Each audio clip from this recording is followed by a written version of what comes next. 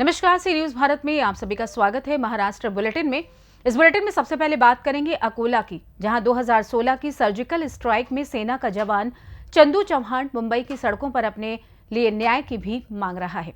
आप भी देखिए क्या है पूरा मामला।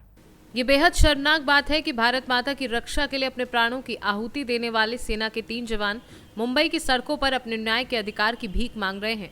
एक हाथ में सेना की वर्दी और भारतीय राष्ट्रीय ध्वज और दूसरे हाथ में भीख का कटोरा पहने हुए धुले जिले के 2 और वाशिम जिले के एक सेना के जवान श्री छत्रपति शिवाजी महाराज टर्मिनस पर सरकार द्वारा उनके साथ किए गए अन्याय के लिए न्याय की भीख मांगते नजर आ रहे हैं। रेलवे स्टेशन और मुंबई की सड़कों पर दिलचस्प बात यह है कि इनमें से एक जवान का नाम चंदू चौहान, जो 2016 में हुई सर्जिकल स्ट्राइक के दौरान का है और उसने अपने देश की रक्षा के लिए पाकिस्तानी जेल में 4 महीने तक यातनाएं सही हैं।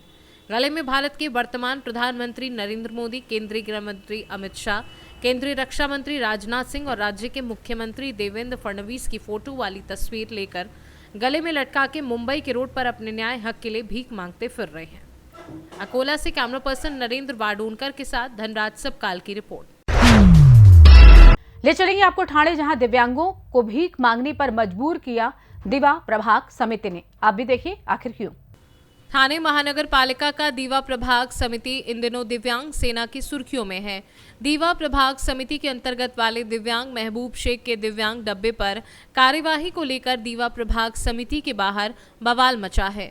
दिव्यांग सेना के दिव्यांगों का आरोप है कि पूरे दीवा प्रभाग समिति में अवैध तरीके से बांधकाम धड़ल्ले से किया जा रहा है, लेकिन उस पर कार्यवाही नहीं होती। हमको टारगेट किया जा रहा है और हमारे डिब्बे पर कार्यवाही की बात की जा रही है।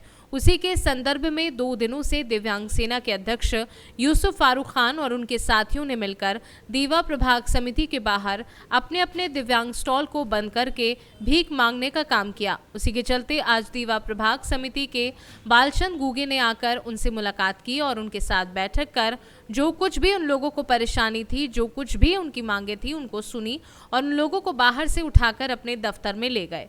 देखिए क्या कुछ कहा दीवा प्रभाग समिति के बालचंद गुगे ने और दिव्यांग सेना के अध्यक्ष यूसुफ फारूक खान ने। हाथ डालने वाले चुल्लू में पानी में डूब मरो, डूब मरो, डूब मरो। दिव्यांग और डब्बी में हाथ डालने वाले अधिकारी डूब मरो, चुल्लू में पानी में डूब मरो, पानी में डूब मरो। यूसुफ भाई, आज आप यहाँ दीवा प्रभाग समिति के बाहर आंदोलन कर रहे हो भीख मांगने का, क्या पूरा मामला है, क्या बताना चाहोगे आप?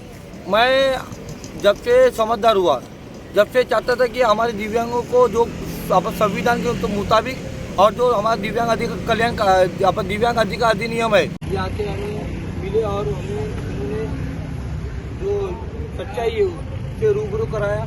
और उनका कहना था कि इनके वजह से महबूब भाई के स्टॉल के वजह से दूसरे अनधिकृत फेरी वाले बैठते थे, तो ये अनधिकृत फेरी वालों को लाइट देते थे। ये इन्होंने माना है और इन्होंने कहा है कि मैं अभी लाइट नहीं दूंगा साहब, गलती हुई, अब लाइट नहीं दूंगा। तो साहब ने बोला ठीक है, आप धंधा करो, जब तक है आप धंधा करो, हम लोग उसका साथ देंगे। मगर हम लोग अतिक्रमण जो इलीगल फेरी वाले उनको हटा रहे, तो आप सहकार्य करो। हम लोग बोले ठीक है, हम लोग सहकार्य करेंगे। ये हमको मालूम नहीं था, आज साहब ने बताया हमें, इसलिए हम लोग आज अपना जो आंदोलन है पीछे कर रहे हैं। गुगे साहब को लेना है। गुगे साहब क्या कहना चाहेंगे इस आंदोलन के बाद जो यहाँ पे आए हो? मराठी चालेल? चालेल। चलो पैसे वाट। कसं असतं की काही गोष्टीचं मिसअंडरस्टँडिंग होतं. आम्ही यांना नोटीस इश्यू केलेली होती, परंतु नोटीस इश्यू करण्यामागे कारण असं होतं की त्यांना स्वतः जे लाईट घेतलेली होती त्यांच्या दुकानामधून त्यांनी असे 5-7 लोकांना लाईट दिलेली होती. तर ते त्यांना लाईट दिल्यामुळे झालं असं की आजूबाजूच्या परिसरातले जे बिल्डिंगवाले होते त्यांचे सातत्याने आमच्या अधिकारी कर्मचारी वर्गांना तक्रारी येत होत्या की फेरीवाले हे हटवा, आम्हाला जायला त्रास होतो. मग ज्यावेळेस आमच्या अतिक्रमण अधिकाऱ्यांनी त्याची तपासणी केली तर त्यांच्या असं लक्षात आलं की लाईट दिल्यामुळं ते लोक बिंदासपैकी तिथे धंदा मांडून बसलेले होते. मग आमच्या अतिक्रमणवाल्यांनी यांना सुद्धा नोटीस दिली आणि त्यांना सुद्धा बाजूला करण्याचा प्रयत्न केला, पण लाईट अभावी ते लगेच तातडीने आम्हाला ते कारवाई करता आली नाही.